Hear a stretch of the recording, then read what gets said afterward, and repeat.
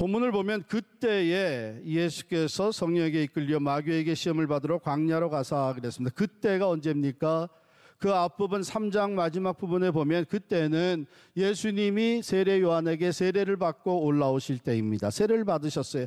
육신적으로 세례를 받았습니다. 그때 어떤 일이 또 벌어졌습니까? 하나님의 성령이 비둘기같이 내려왔습니다. 하늘로부터 놀라운 음성이 들려옵니다. 이는 내 사랑하는 아들이요 내 기뻐하는 자라. 성령 강림과 하나님의 음성을 들으면서 나사렛 예수는 하나님의 아들로서의 신분에 대한 확신을 얻는 놀라운 순간이었습니다. 우리가 보통 하는 말로 얘기하면 은혜 충만하고 가장 거룩하고 사명감이 가장 불타기 시작하는 겁니다. 왜? 이제 하나님의 아들로서 보내심을 받은 자로서 하나님이 원하시는 세상 구원을 이루기 위해 프라이빗 라이프에서 벗어나 퍼블릭 미니스트리, 공생애를 출발하는 그 시점이었습니다. 그러니까 어떻게 보면은 가장 거룩하고 가장 확신에 차 있고 가장 큰 의욕과 기대를 가지고 출발하는 이 시점, 바로 그때 마귀가 시험을 했습니다. 평상시에도 마귀는 우리들을 유혹하고 시험을 합니다. 그런데 우리가 은혜 받고 우리가 참 하나님 앞에서 더욱더 신실한 그리스도인으로 살아가려고 결단하고, 특별히 이 사순절 같은 때 한 걸음 더 나아가서 내가 이제는 선교적 삶을 통해 하나님의 나라와 하나님의 영광 위해서 더욱 헌신하며 살리라 결단하는 그때, 사탄은 더 적극적으로 유혹하고 시험합니다. 왜? 사탄은 그런 상황이 놓이게 되면 위협감을 느끼는 거예요.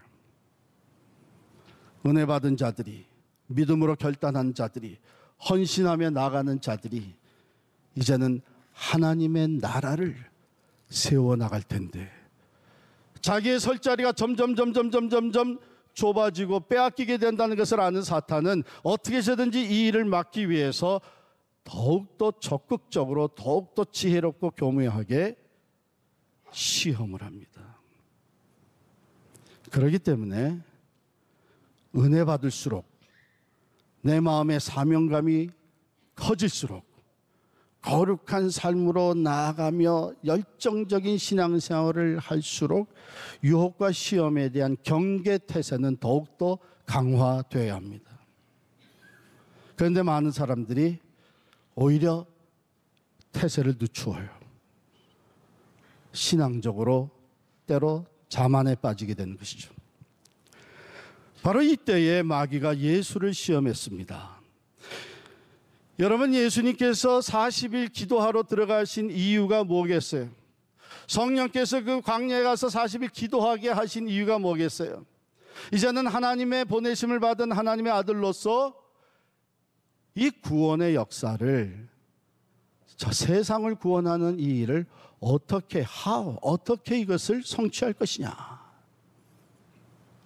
그 방법, 하나님의 길, 그것을 찾기 위해서 기도하러 들어가죠. 마치 개척교회를 시작하는 목사가 이제 내가 어떤 교회를 어떻게 세워서 어떤 방법으로 성장시킬 것이냐 하는 것을 하나님의 뜻을 묻기 위해서, 하나님의 지혜를 얻기 위해서 기도원에 들어가서 기도하는 것과 마찬가지죠.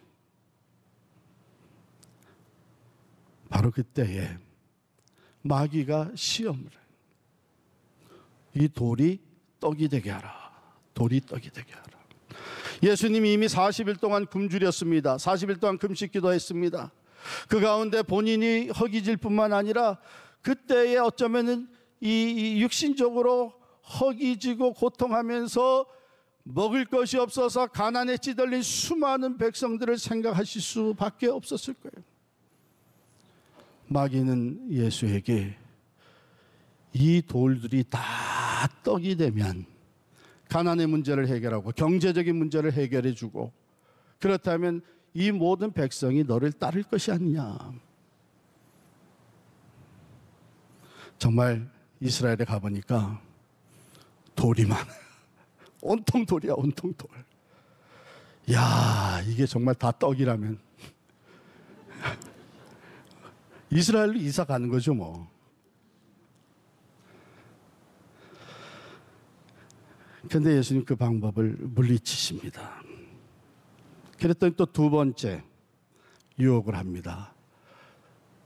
성전 꼭대기에 데려가서 거기서 뛰어내려라. 그러면 하나님의 말씀에 기록된 대로 그가 천사들을 보내어 너를 받들어 내 발이 돌에 닿지 않게 할 것이다. 이건 뭐예요? 예루살렘 성전에 메시아가 오리라고 기다리고 있는 그 수많은 유대인들 백성들 앞에 성전 꼭대기에서 뛰어내려서 하나님의 아들이라고 하는 것을 증명해 보이게 되면 너 센세이션이 일어나고 메시아로 받들어 섬기게 될 거 아니냐. 예수님께서 이것도 물리치셨습니다. 그랬더니 마귀가 물러가는 것 하더니 다시 또 공격해 옵니다. 산 꼭대기로 데려가서 아까 우리 사진으로 본 그런 산 꼭대기에 들어가서 천하만국의 그 영광을 보여주면서 내게 경배하라. 내게 한번 절하면 이 모든 영광 권세를 내게 줄 것이다. 거짓이죠. 그것이 사탄의 것입니까? 하나님의 소유죠.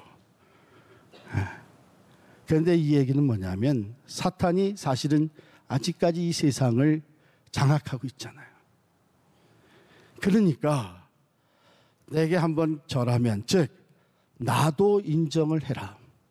내가 하나님의 일을 위해서 하나님 위해서 하는 건 좋은데 나도 인정을 해라. 타협하자. 하나님도 인정하고 나도 인정을 하는.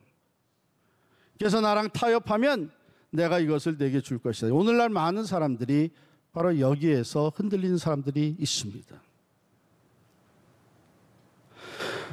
우리가 하나님을 섬기며 신앙인으로 살아가는 것 좋은데 현실은 또 다르지 않느냐. 그래서 하나님도 섬기면서 세상은 또 세상적인 방법으로 살아가고, 마치 주님이 얘기하신 것처럼 두 주인을 섬기듯이 신앙적인 면에 있어서는 하나님을 섬기고 세상적인 일에 대해서는 세상의 재물과 명예와 권력을 섬기며 살아가는.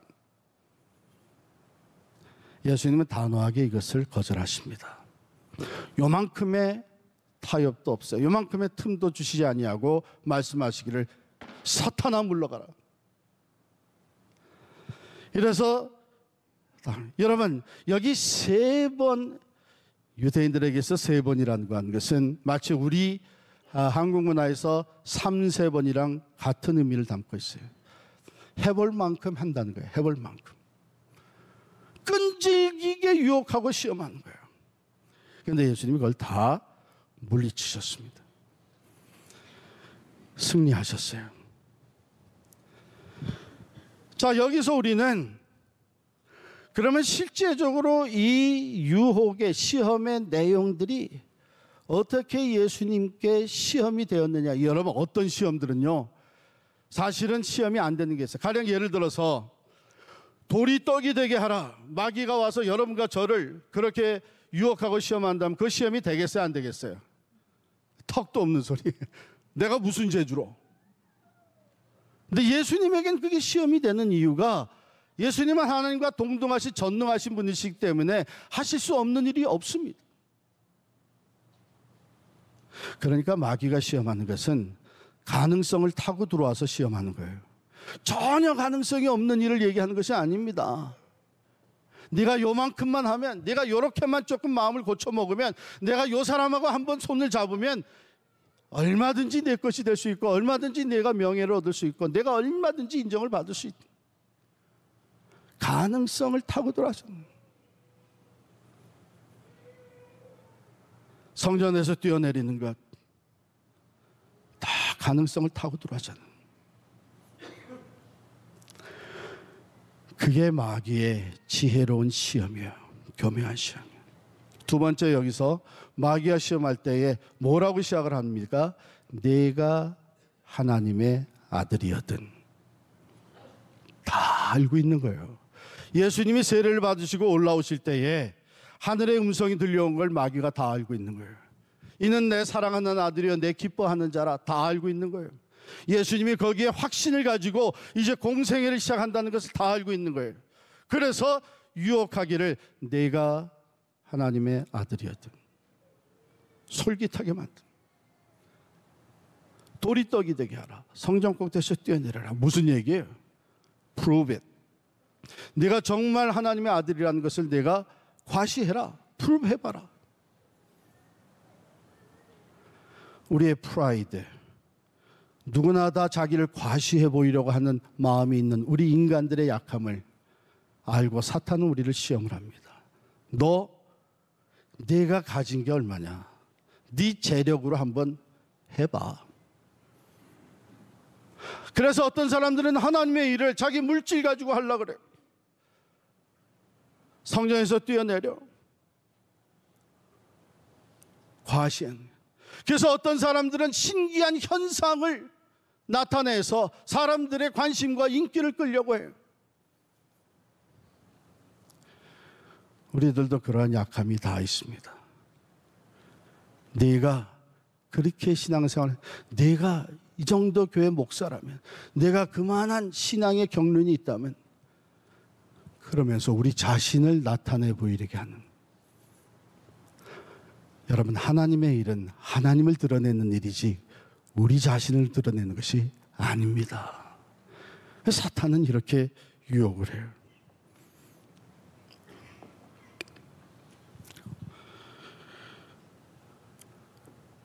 마지막으로 이 모든 유혹은 예수님으로 하여금 모든 관심의 초점을 자기 자신에게 맞추게 하는 유혹이었어요.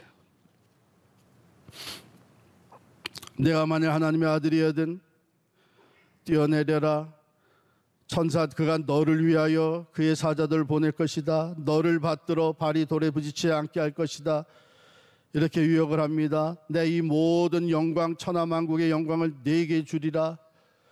이렇게 관심을 다 나 자신에게 만든. 거기에 많은 사람들이 넘어갑니다. 그렇지, 내가 잘 된다는데, 내가 잘 되고 내 가족들이 잘 된다는데, 내가 성공한다는데, 내가 인기, 내가 명예를 얻게 된다는데, 내 이름이 높아진다는데. 예수님은 이 모든 시험을 다 물리치셨어요. 어떻게 물리치셨습니까? 말씀으로 물리치십니다. 사랑하는 성도 여러분, 우리가 유혹과 시험을 물리치고 승리하는 삶을 살기 위해서 우리는 예수님을 바라봐야 합니다. 구체적으로 우리가 어떻게 주님을 바라보면서 우리는 유혹을 물리치고 승리할 수 있겠는가? 첫 번째는요, 먼저 겸손해야 돼요. 겸손해야 돼요. 이게 신앙적으로, 영적으로 교만해지면 나는 끄떡없어. 마귀가 나를 어떻게 시험해? 내가 지금 얼마나 뜨겁게 신앙생활하고 있는데, 내가 얼마나 지금 기도 많이 하는데, 내가 지금 신앙생활 경력이 몇 년인데. 잘 들으세요. 마귀는 예수가 하나님의 아들이라는 거 알고 있었어요. 하나님의 음성이 그에게 들려졌다는 거 알고 있었어요. 그가 하나님과 동등한 존재라는 것도 알고 있었어요. 그럼에도 불구하고 그 예수를 시험하고 넘어뜨리려고 했던 것이 마귀. 하물며 우리 교만해진 자는 넘어지고, 교만은 패망의 선봉자라 그랬어요. 유혹과 시험에 대한 경계태세를 늦추면 안 됩니다. 우리가 은혜를 받을수록, 우리의 신앙이 뜨거워질수록, 사명감이 불탈수록 우리는 더욱더 겸손하게, 마귀가 언제든지 나를 시험할 수 있겠구나. 우리 교회는 이 겸손이 필요한 시점이 있습니다. 1년 전에 우리는 놀라운 믿음의 결단을 하고 진리를 따르기 위해서, 진리를 고수하기 위해서, 하나님이 기뻐하시는 신앙 공동체가 되기 위해서 빌딩까지 놓고 나왔어요. 이것이 보통 일이 아니기 때문에 우리 주변에 있는 사람들, 한국에 있는 사람들, 우리 교회를 아는 사람들 모두가 다 칭찬하고 우리를 사실은 지켜줍니다. 야, 대단하다, 대단하다. 우리가 그런 입장에 있으면 우리는 그렇게 했을 수 있을까? 마귀가 이제 시험을 합니다. 야, 너희들 대단하다. 한번 프루브 해봐. 너희가 정말 믿음이 대단한 사람들이라는 것을 한번 보여줘봐.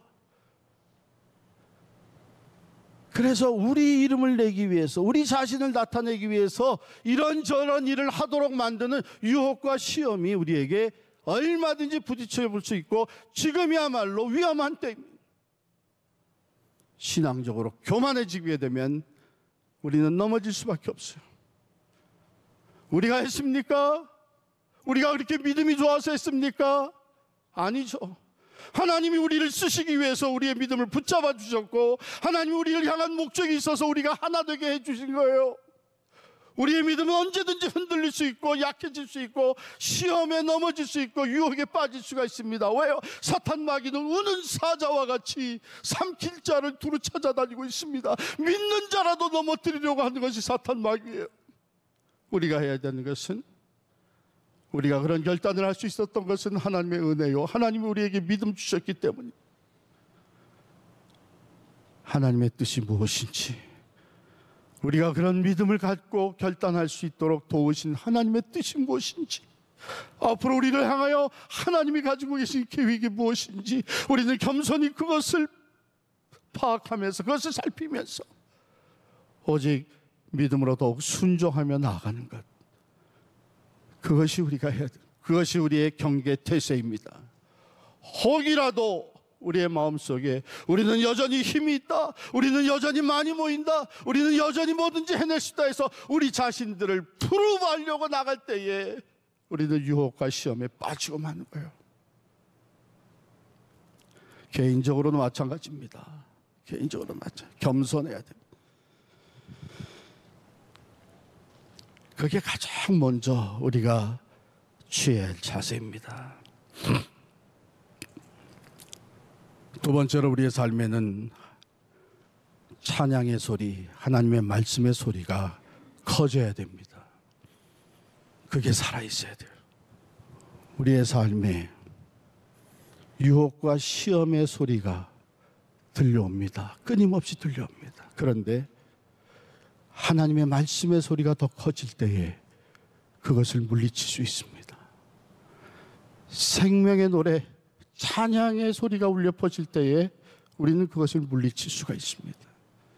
여러분, 요즘 앰뷸런스, 폴리스카들이 내는 그 사이렌 소리가 바로 이 사이렌 같은 의미의 경고.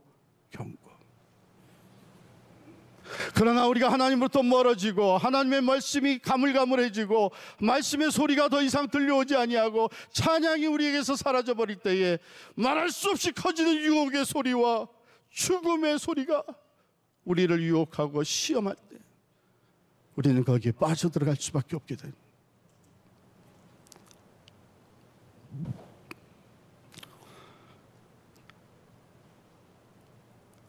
말씀은 우리를 하나님께로 관심을 돌리게 합니다. 찬양은 우리로 하여금 하나님을 기억하게 만듭니다. 여러분, 창세기 39장 9절에 보면 요셉이 유혹을 물리친 얘기가 나오잖아요.